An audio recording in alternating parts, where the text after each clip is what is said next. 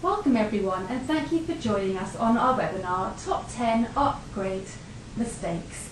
A few points to note before we get started. Today's presentation is one way, therefore the presenters cannot hear your comments.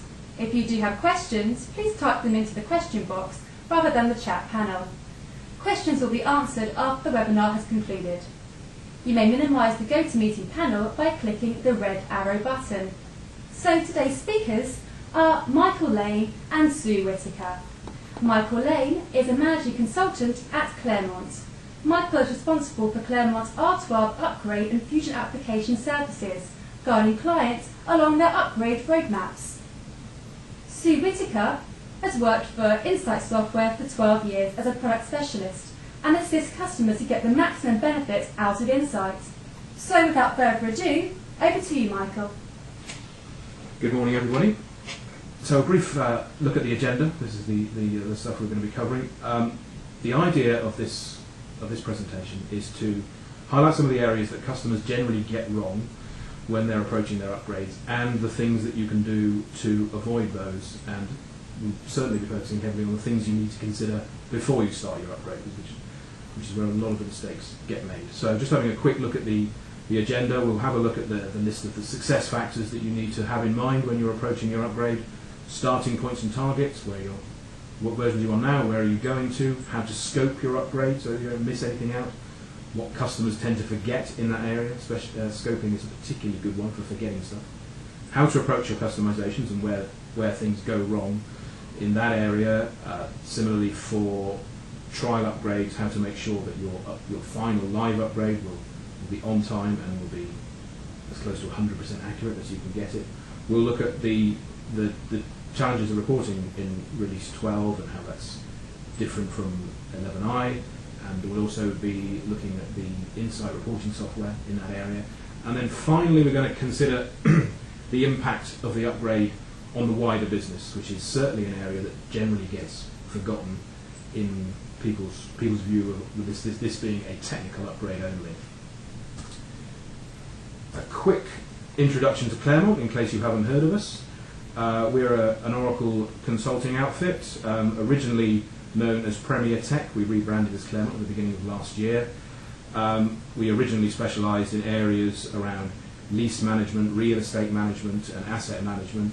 That's broadened out now into the wider financials, HR, payroll, supply chain areas where we offer implementations, upgrades, as well as the whole managed services arm as well. I won't spend an awful lot of time on this. If you want any more information about Claremont, do please get in touch. And a very brief overview of some of our customers. Now, this slide I'm going to get off as quickly as possible, mainly because it's got my picture on it. Amy's done a very good introduction of me, but just to set the scene a bit, I've been doing E-Business Suite for about 18 years and doing upgrades on E-Business Suite from release 9. So a lot of the challenges that people face now with release 12, upgrading to it, are no different to when I first started doing upgrades 18 years ago, which is both surprising and not at the same time, I guess. Now, the success factors when you're approaching your upgrade. Now, this is the high-level view. We're going to get into detail on these in the following slides. Certainly, like I've already mentioned, scope, absolutely key. The areas of customizations and trial upgrades and business impact. These are probably the 3 or 4 top ones that we're going to focus on. Now, top 10 mistakes. These will be explained in a little bit more detail as we go forward, but just to sort of in the view of tell you what I'm going to tell you. Top 1, underestimating the scope of the whole project. Now, this 1 and 2 kind of go together in this area. The most common mistake that people make is assuming that an upgrade to release 12 is a purely technical thing and they can leave it to the IT department to get on with. This is not true. This is my view, there is no such thing as a technical upgrade to release 12 because it does make changes to the end user experience, certainly in the financials areas. Looking down the list, number 3, ignoring the wider business impact. Now, because it's not just a technical upgrade, you have to take into account how the new behaviour of the application is going to affect your end users. and people can, if not ignore that completely, at least don't give it the weight that it certainly needs. Again, number 4, assuming that you can just leave IT to get on and do this. IT need to work hand in hand with the rest of the business delivering these upgrades. Otherwise, you won't get the upgrade you want, and you certainly won't get a system that you think you've tested thoroughly. Number 5 is a more technical challenge, misunderstanding the Release 12 data model. When we come on to talk about customization upgrades a little bit later, I'll share with you a story where we got caught out, a previous company I used to work for, doing an upgrade, and where changes in the Release 12 data model appear to make you believe that your customizations are actually working successfully, when in fact they're not. The 6th one there, again, it's kind of coming back to this business impact thing. You assume that Release 12 business processes are unaffected by the upgrade, but if you use financials, tax, payables, those kind of areas, anything to do with subledger accounting, that is most definitely not the case. And following on from that, because there are those changes in the way the application behaves, what people fail to do, or don't do enough of, is allowing themselves time to revisit their testing scripts. So you may be a very well organised client, unfortunately not all of you are like this, and have a series of test scripts which work on your current application. You need to allow a reasonable amount of time to rewrite those, or at least reread them, to make sure they fit with Release 12 functionality. So aligned with that, you need to allow yourself some time to actually work out how Release 12 behaves differently to Release 11. Number 8, expectations that Release 12 is a lot better than Release 11i. It is a better product, but not massively so, and I might get sued for that one by Oracle, but I'll take that risk. Reporting especially is an area where it is as complicated as it was in 11i, although technically more proficient in some areas, which is where software such as Insight would be able to help you. Number 9, expectations and communications, which sounds one of these obvious points that people do tend to forget. Because you can't expect the IT department to deliver this thing in isolation, there does need to be a good level of communication around when this upgrade is expected to happen, what the impact on the business is, and whose staff in the various departments are going to be seconded to work on the upgrade project if you're going to take that approach. Getting that kind of message out very early as possible will definitely help you. The 10th point there is another semi-technical one. If you're integrating your e-business suite with other systems, you do have to look at the way the APIs and the open interfaces operate. They don't change hugely, but they do change. So the mistake of assuming that your third-party payroll system will integrate with Release 12 HR or third-party financial systems is a common one. So it's worth getting the manuals out and looking at the way that the APIs now function. Okay, starting point.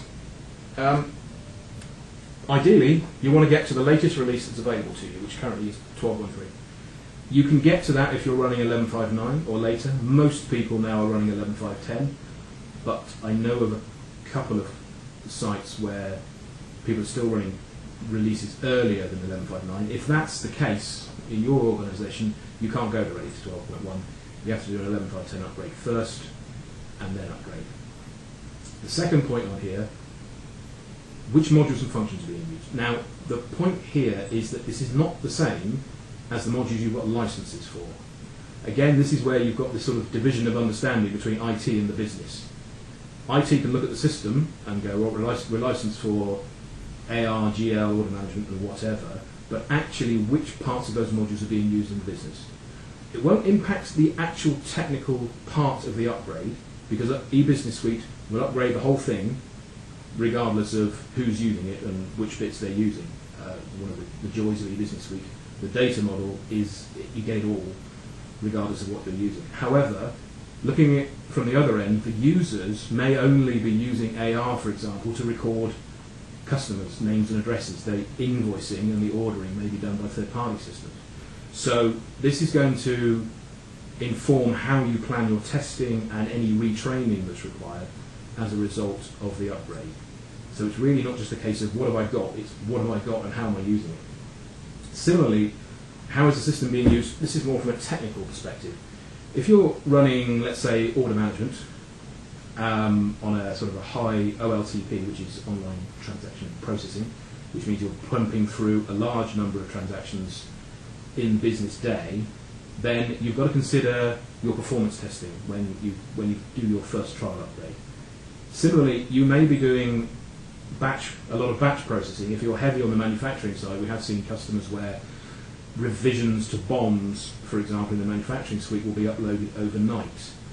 You may be in a situation, if you're a larger organisation, where you're running both of those things. So you do need to take into account how you test the thing from a performance perspective. Release 12 is a little bit heavier in terms of the load on the servers than 11i. The difference is not massive. However, you do need to make sure you factor that testing in. It does get missed out on a large number of occasions. On that performance note, the last point there on the slide, how well does it currently perform?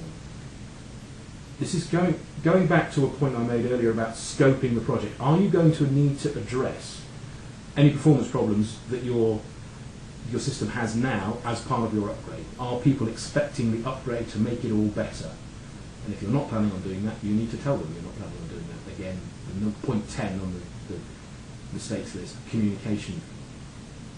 You may well have to end up doing a database upgrade as part of your application upgrade, in which case you've got an opportunity there to take advantage of some new features in the latest releases of the database. You may already have upgraded the database for 11.5.10, but it's always worth looking at that area. Certainly when Claremont go and do these upgrade assessments, we run a set of scripts which assess the performance of the database as well as how far you customize the application, and that certainly will introduce some things into scope as part of the upgrade project. Now, target versions. Like I mentioned, you want to try and get to the latest one available, which as of now is 12.1.3. You actually can't upgrade directly to 12.1.3. You have to go to 12.1, and then you apply these things called RUPs, which are patches that put the point release, the final point release, onto the roll-up patches. 12.2, as most of you will probably be aware, is due out sometime soon, although Oracle have been very cagey about when it's going to be. Now, the difference between 12.1 and 12.2 is largely technical. The main difference being a new application server. So the WebLogic servers that Oracle bought a few years ago will become the application servers in 12.2. Functionally, though, the big differences are between 11i and 12.1. The move to 12.2 does not significantly change the functionality. The point being, there isn't much in the way of business value to be gained for waiting for 12.2.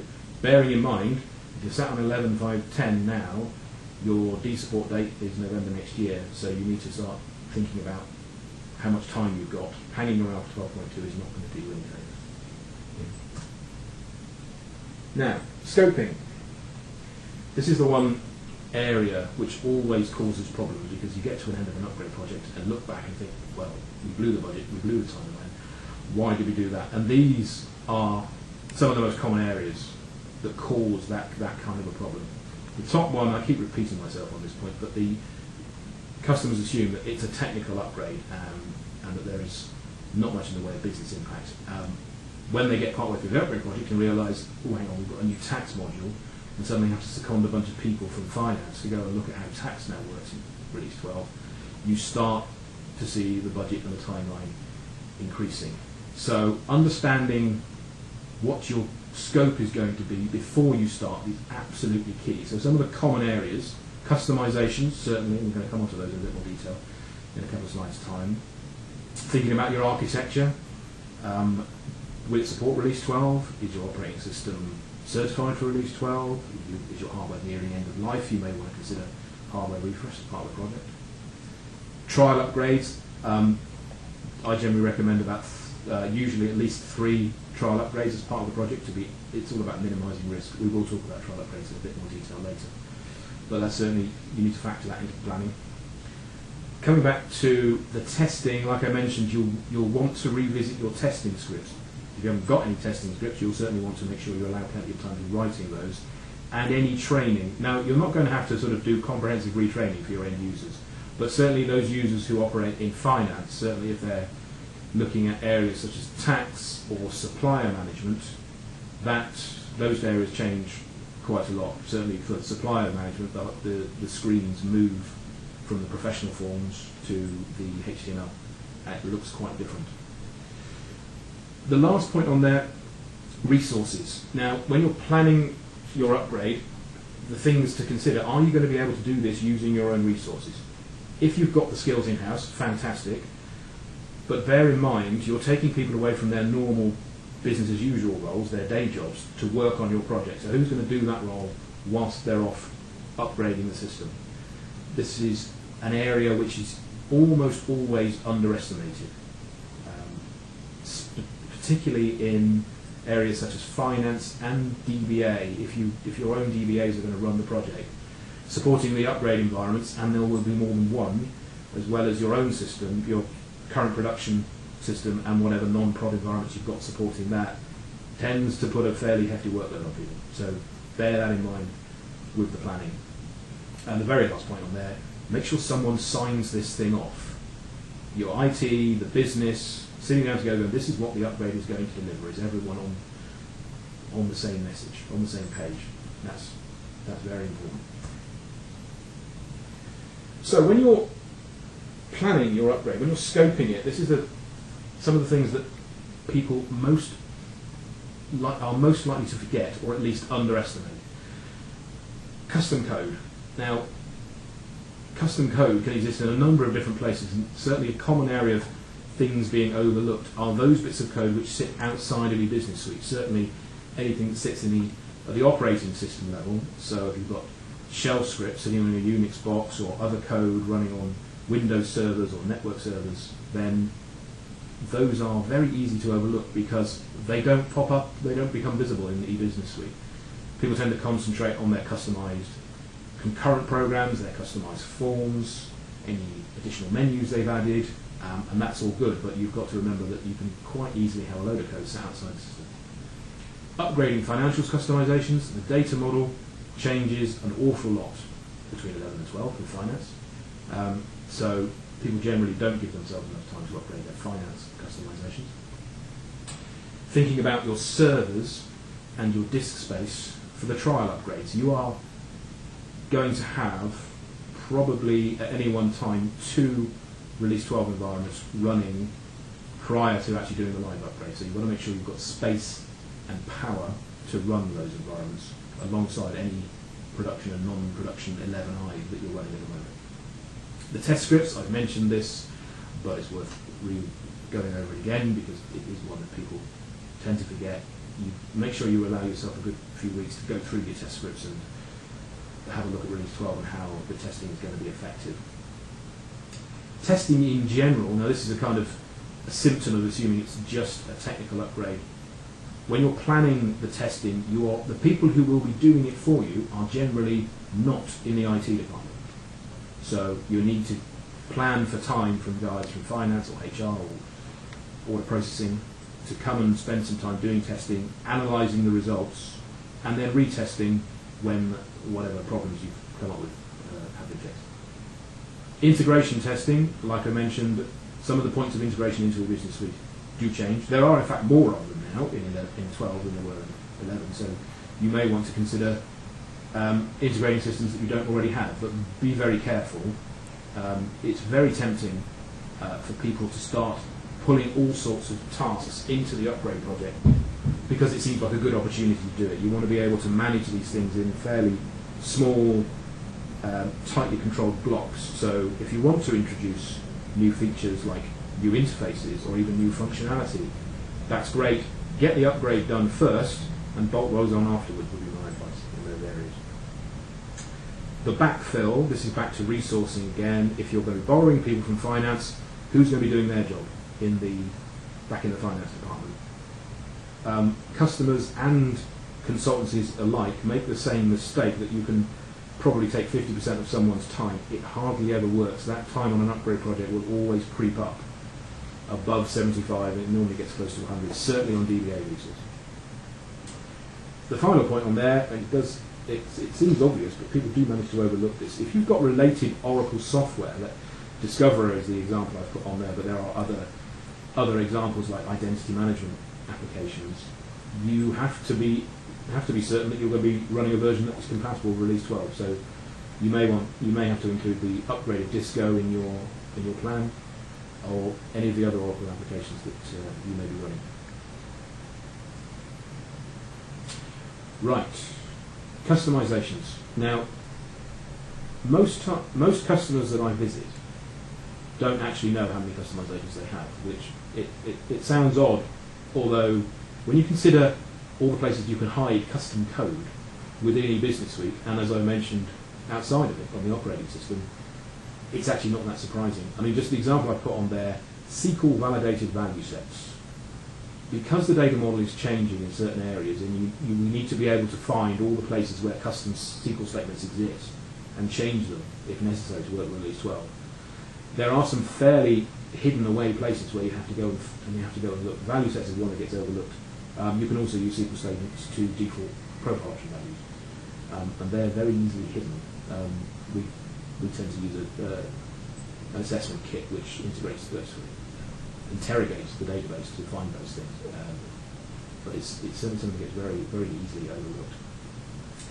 So, for upgrading the customizations, does anyone actually use the thing? I mean, a lot of E-Business Suite systems have been there for a number of years. They've been upgraded through 9, 10, 11, now they're going to 12. Customizations have been created, very rarely get taken out. They just get left sitting on the bottom of someone's menu, or someone's just unchecked the enabled box in the concurrent program definition screen. It's still sat there, so actually go and ask someone if they're actually still using these things. The concurrent manager is quite useful here, because depending on how often you purge it, you can see when concurrent programs were actually last run, so you can then go and use that to challenge the users. Just, can we take any of these things out of scope? Does it work properly in the current version?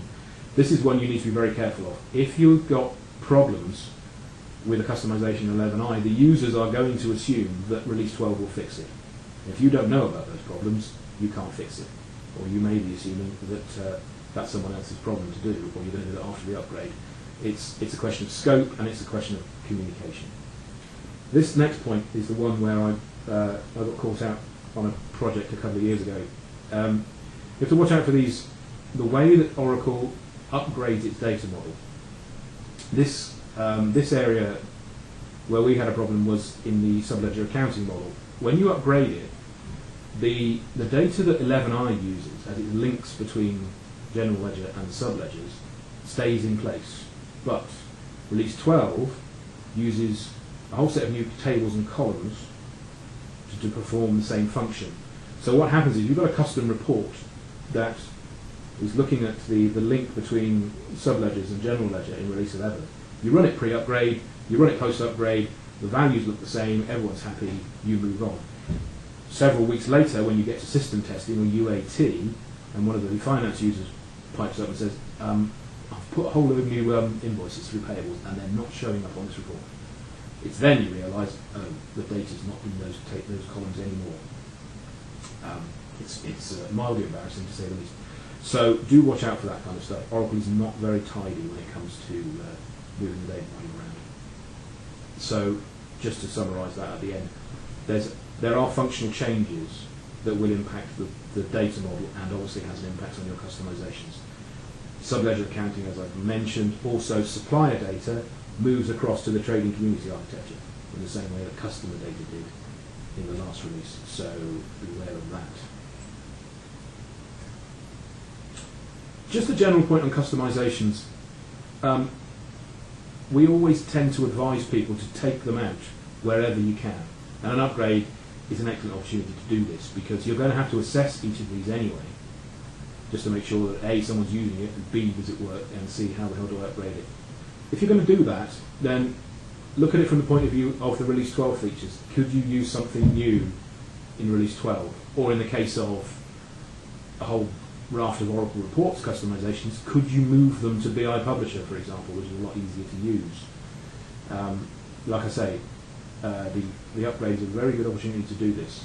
It will save you an awful lot of time and effort in the future if you can remove as many customizations as you possibly can, obviously without upsetting the users too much. Okay, practicing the upgrades. Carrying out trial upgrades, generally we advise people to do this at least 3 times. There's 2 main reasons for doing trial upgrades. The first one is the upgrade will break at some point. When you run these things, it spawns a number of workers and off they go, moving your data around into the new data model. At various points the workers will encounter errors which you need to go and investigate and fix, and generally that's what your first trial upgrade will give you. Is a view of all the problems that you've got. You can then put scripted fixes together or automatic fixes together, which you then run in your second and third trial upgrades. The value of the upgrades 2 and 3 is really to do with getting the timing right. Generally, customers will want to upgrade their systems over the weekend, so we tend to take these things down on a Friday night, and we aim to have them back up by Monday or Tuesday at the latest. Obviously, you've got to minimise the impact on business as usual.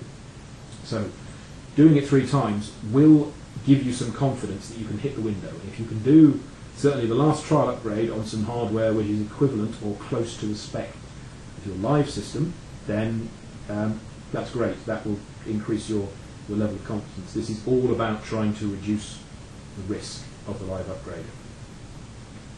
There are some practical considerations on doing these upgrades. I think I probably mentioned these a number of times already, but you've got to make sure you've got spare hardware to run these trial upgrade environments on. Who's going to manage them? Are you going to use your own DBAs? Are you going to call on someone like Claremont or another organisation to come and help you out here? Like I say, people will try and get away with using part of a DBA's time to support an upgrade project. Time will always creep up. Certainly sort of above 70-75%, so be wary of that. Reporting in Release 12, I mean this comes back to one of the common mistakes I mentioned right at the start, that people expect Release 12 to be an awful lot better than Release 11i. In some ways it is better. In the reporting arena it is, depending on your perspective, as complicated or as powerful as it was in 11i, in that you still have a wide variety of tools in the system to do reporting, like Oracle Reports, you've got BI Publisher, you've got the FSGs, Discoverer, and the increasing amount of dashboards that are becoming available in the various modules. Those are very good products if you're of a technical mind. BI Publisher is slightly easier to use, and more of the standard content gets pushed into BI Publisher in Release 12, which is a good move. Certainly from the display point of view, the task of developing a report, it's a lot easier to do it in BI Publisher because you can do it in Microsoft Word, or you can do it in a PDF document. So IT get left with the task of generating an XML document which can deliver all the data, but you can hand off the actual report design to the end users. One point about the upgrade, again, it's a very good opportunity to try and get yourself away from some of the dead-end reporting products that Oracle have got. Certainly Reports and Discoverer are not strategic reporting products for Oracle, which you can tell by looking at their sort of business intelligence suites, in that the enterprise edition of business intelligence does include BI Publisher, but there's no Reports or Discoverer. You have to buy standard edition for those. So if you've got the opportunity to move away into BI Publisher or even BI applications, if you've got the space and the extensive budget to buy that, then that's another option for you. So it'll be for the longer term future of your application, and keeping an eye on the Fusion apps that are coming in. That will be a very good move for you. But generally, you are going to face the same challenges reporting in Release 12 as you did in 11i, with the additional complication, of course, that the data model changes. So if you're heavy on the finance side, you've got a reporting challenge, and there are new ways of accessing the data. You've got this multi-org access control, So if you're doing shared services, the way you report on data, certainly from the security perspective, is handled slightly differently. Final area, and we've touched upon this in various of the previous slides, but it's worth bearing it in mind just before we end. I do sound like I'm repeating myself, but this is not a purely technical upgrade. People do tend to view it like that because Oracle is forcing you to upgrade. 11.5.10 is going to be de-supported. Well, that's not strictly true. It's going to go out to extended support. You can still have the sustaining support if you want, but for a large number of companies that doesn't work because of the items it misses out. So they consider this to be a technical upgrade just to keep pace with the Oracle version numbers. But there are changes in Release 12 which will impact your business, especially in financials. If you're not heavy on the financial side, then you've got slightly less to worry about. Although most customers that I see have got some element of the financials side. So certainly there is a new tax module, which has a whole underlying set of new tables for tax data. The way that subledger accounting works changes, and you can certainly get caught out in that area because of the challenges I mentioned about Oracle not being very tidy about changing its data model, and the supply management changes as well. That is a challenge, and it is also quite a good opportunity because the TCA model that suppliers will now use is a lot more flexible than the previous model. So you can link up your suppliers and your customers if they in fact be one in the same company if you're dealing with very large organisations. So there are some opportunities there as well. But for the people at the end user level who are managing these parts of your business, there will be some changes. So you do need to consider how are they going to help you test it, how are you going to train them to use the new system, and how much of that time are you going to have to backfill, and planning to do that. Obviously you're going to have to continue your business on a day-to-day basis while these guys are off having fun doing an upgrade. So bear that in mind. There will be, if not a financial cost, there will certainly be a time cost to your organisation trying to do that. And the very last point on here, because of what I said at the beginning, and this being viewed as a purely technical upgrade, IT sometimes assume that they'll just go and get on with it, and the rest of the business assume that IT are just getting on with it. But then you come to these areas like tax and suppliers, and you suddenly realise, hang on, there's something we need to sort out together. No one's planned any of that time, so you suddenly start looking at upgrade projects being stretched from a time perspective or extra cost. Suddenly you might bring in a whole bunch of contractors to work on this area because you don't have the in-house skill. Those are some of the opportunities to make mistakes when you communicate with the rest of the business. So just to run over these top 10 again, hopefully we've covered these in a little bit more detail, but do feel free to ask questions if you want any more detail on these. The scope, absolutely number one at the top. The area where upgrades will most likely go wrong. This, which is not to say the upgrade won't be a success in the end, but it won't be as cheap or as quick as you thought, was misunderstanding what you actually have to put in the upgrade project. So it's the technical side of the thing. Are you going to have to fix a load of problems that your application already has? Have you understood where all your customizations are? And is the rest of the business expecting this upgrade to make the E-Business Suite world a whole lot better? And if they are understanding, you better understand now why they think it isn't good at the moment, and what you're going to have to deliver as part of that upgrade to give them that value thereafter. Understaffing, again, is a common mistake. Don't backfill enough resources for guys who work on the project. That's two or three kind of go together in that area. There is a wider business impact because of tax and all the other stuff. Assuming that IT can work in isolation, you can't. The Release 12 data model does change an awful lot, especially in financials. I certainly got caught out with that once a few years ago, so learn from my mistakes certainly. Business processes will change, and which leads into number 7. You've got to revisit how you're going to do your testing, and certainly some training as well because of the way those things change. Don't assume everything's going to be a whole lot better in Release 12 unless you put the effort in to make it a lot better, especially in the area of reporting. Manage your expectations. Tell people what you're going to do, what's in and out of scope of the upgrade. Get agreement, get sign-off. And lastly, don't forget your other systems. E-Business Suite integration points will change as part of this upgrade. And I think we've probably covered all of that, so we're going to just skip straight over it. Time for some questions. Great. So yeah, question time. As Mike said, if you have any questions, then please do feel free to enter them into the question panel on the right side of your screen. We have had a couple of questions that have come in during the webinar. Is BI Publisher more of an IT staff tool? BI Publisher is actually split into two parts. It's an effort on Oracle's part to make reporting easier for the end users, in that the reporting template, the GUI part of it, if you like, can be done by the end users in finance or HR, because you can do them in Word.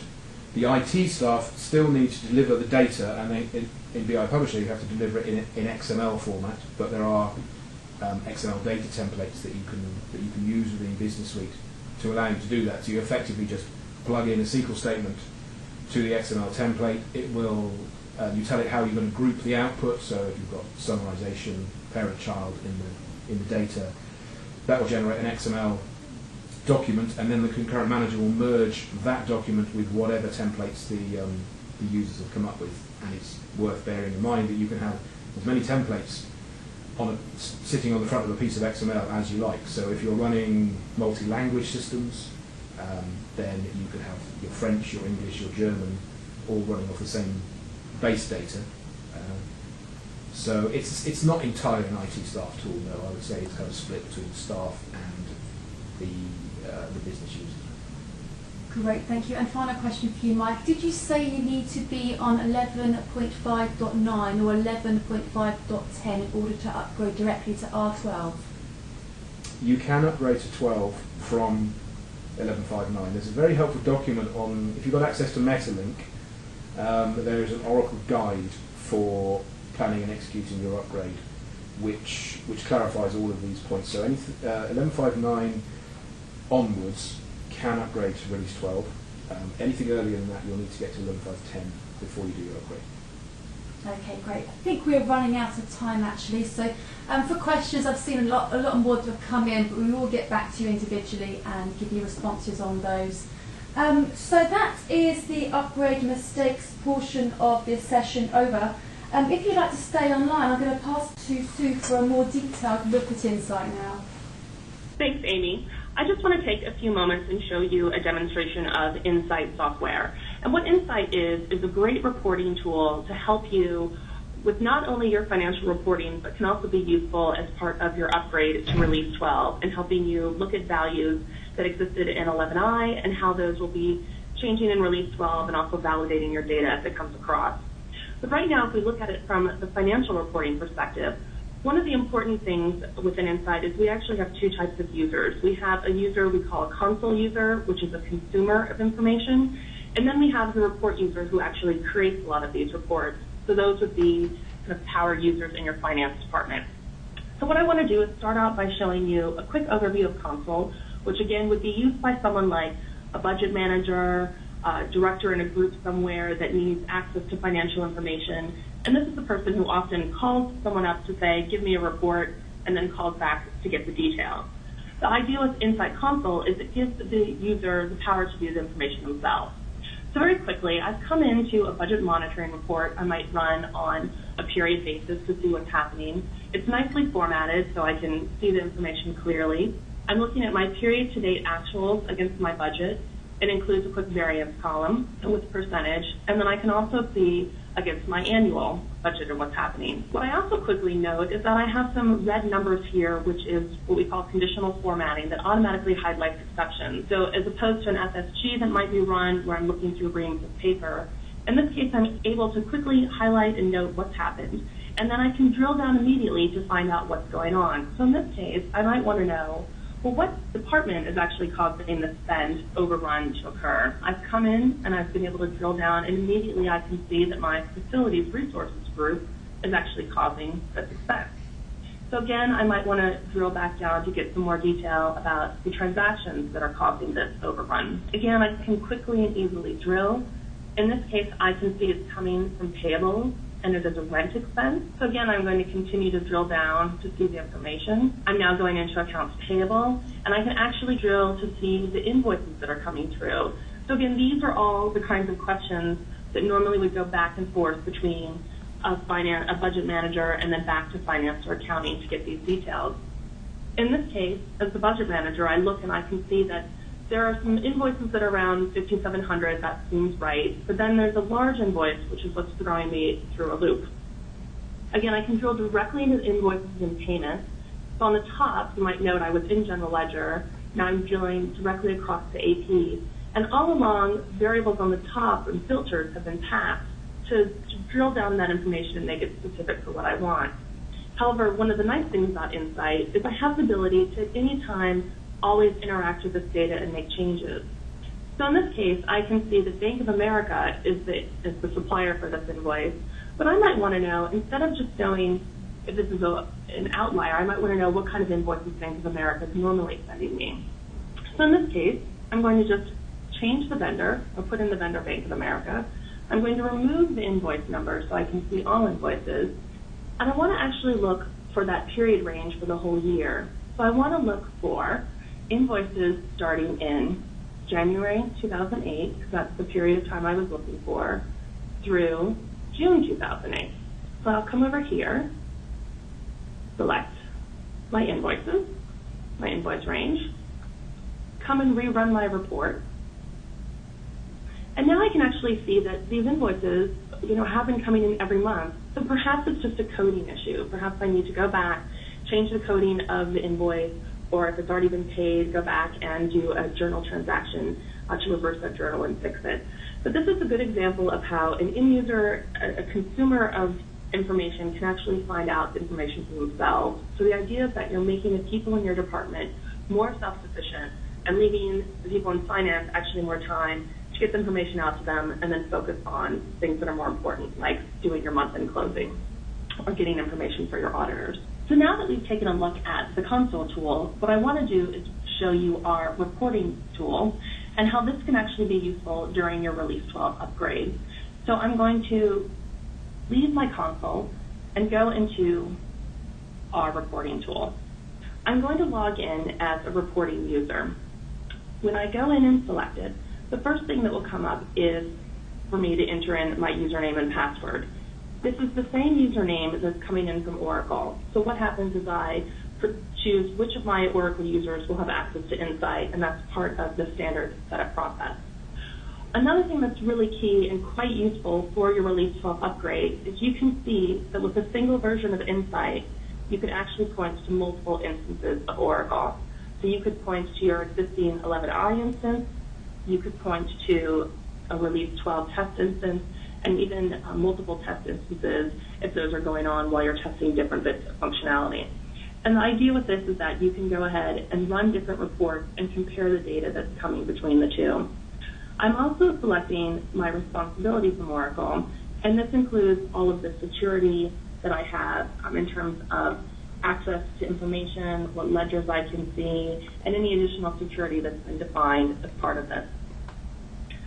When a user comes into Insight, they have the ability to create a report based on any templates that exist within Insight. And we look at general ledger, projects, accounts receivable, accounts payable, purchasing, and fixed assets.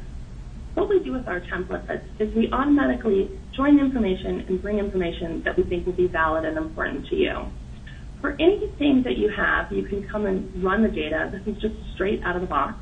And it will bring back, in this case, 249 rows with 0.84 seconds of time, so you always know how much data is being brought back and how quickly it takes. In this case, I've got a trial balance coming to 0, which is always good. For anything in Insight, though, you're always moving and interacting with your data. So in this case, let's put it to a period where I actually know I've got some good valid data that I have. I can go through and choose things like what department do I actually want to use. So I can select single departments, or I can choose ranges of departments. This is something that's really nice and is more difficult to do in Oracle when you run your information. Now I'm seeing information just based on the departments that I want. I can also do things like put in different accounts. I could put in account ranges. So I could say my revenue accounts are 4,000 to 4,999, and maybe I want to do anything greater than 7,000, which are my expense accounts. Again, I can run this information, and I'm seeing my information as it's consolidated and comes through. These departments don't seem to have that, so let me move back, and again, move with my data. So again, you're always able to go in and just quickly make changes to see what you want. For anything that exists, you can always still go through and drill down and see those links and where the data comes from. So in this case, I'm able to see rent expenses are coming through. I'm able to go through and actually drill into the transactions in AP. These are actually just all information that's straight out of the box with Insight that you get. Another nice thing about it is whenever you want to go in and look at more information, I can see that what's already come through. My department has come through, my account has come through, the column headers are here. What you have the ability to do, and the real strength, is being able to manipulate that and change it right away. Over here on the right-hand side are all of my columns that are displayed. On the left-hand side is additional information I might want to bring through. And then we also have the ability, let's bring over vendor name, so we know what that is to look at the more columns. And this is really where a lot of the power of Insight comes through. What we've done with our templates is we've brought in data from multiple applications. So I've got accounts payable, I've got who's created this transaction, I've got general ledger, I even have some inventory, some HR, and some purchasing information that's come through, as well as SLA information, which will be new in Release 12. And Release 12 hasn't really brought along any new SLA reports that exist. So here at Insight, we've got a way that you can actually access those right away. So as you can see, I can easily take information, say I wanted that created by username, select that transaction. Let's take my created by and bring it across, bring it back up to the top, next to the invoice here, select OK, rerun my report, and now my information has come through. So again, you're just easily able to go through and interact with that data at any point that you want. So that's just an example of some general ledger reports that exist. Another thing you can do with an Insight is actually create something called report packs. Report packs allow you to easily and quickly get groups of information and run them. So for example, I've got a procurement report pack here. So there might be a series of month-end reports or asset reports that you want to have available to people. Again, these could be available for console users. And the idea here is that they're reports that have been put together, and someone might just run them and look at them on a regular basis. So in this example, I've got spend by category, so my user can come in and look at category spend, the amount that's gone through that's been ordered. I also might be able to look at top 10 purchase orders that exist. And notice we do have some charting and graphing options. So for some people, pretty pictures work well. In this case, I'm just seeing my purchase order numbers. A big little request that we often get is uninvoiced receipts. And so people want to know what's actually been received and delivered in my organization, but I haven't actually been invoiced for it yet. There can be a big issue with accruals here. And one thing I haven't even shown yet is every time you have something that you create an Insight, you can actually pop it straight out to Excel, and all of your formatting and information comes with you, so you have it right here. Or you can take it and send it out to PDF. So if I look in this example, invoices by category, and run it, I could come over here and print to PDF as this comes through.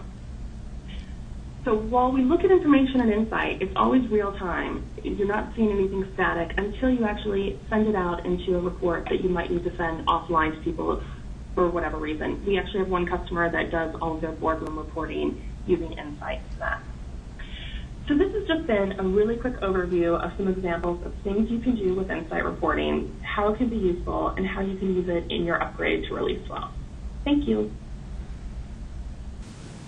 Lovely. Thank you very much, Sue. That just about concludes the session for today. The recording will be sent to everyone that's registered for the session later on this week. If you do have any other questions, then please do feel free to email us at info@insightsoftware.com. So a big thank you to Mike and Sue for presenting today, and a huge thank you to everyone that's joined us on this webinar. Thank you, and look forward to speaking to you again soon.